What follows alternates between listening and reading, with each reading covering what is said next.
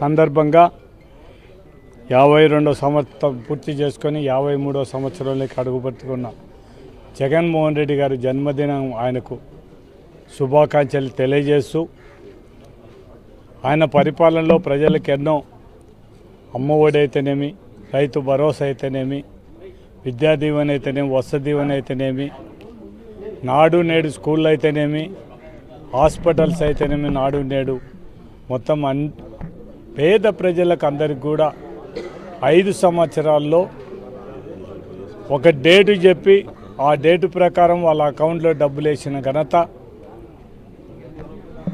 మాజీ ముఖ్యమంత్రి జగన్మోహన్ రెడ్డి గారిది.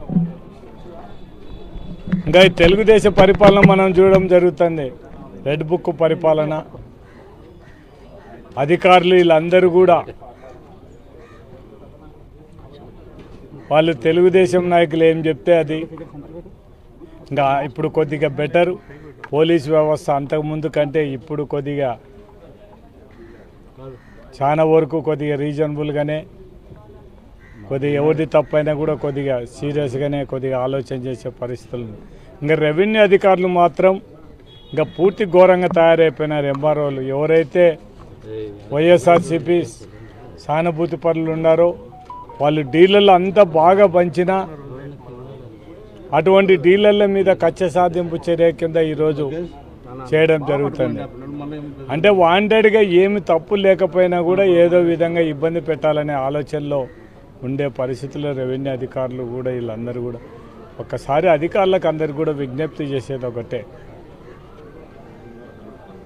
ఒకటే పరిపాలన, ఒకరే ఈ స్థిరస్థాయిగా ఈ సమాజంలో ఉంటారనుకోవడం చాలా తప్పైపోతుంది.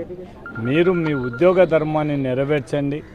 ప్రజలు మీకు జవాబుదారీగా ఉండాల్సిందే తప్ప ఇంకోటి ఒకవేళ ఎవరు తప్పు చేసినా వాళ్ళ మీద యాక్షన్ తీసుకొని కానీ ఒకరికి సపోర్ట్ చేసే విధంగా ఉండొద్దని మాత్రం అధికారులందరినీ కూడా కోరడం జరుగుతుంది. ముఖ్యంగా ఈరోజు మా నాయకుడు జగన్మోహన్ రెడ్డి జన్మదిన శుభాకాంక్షలు.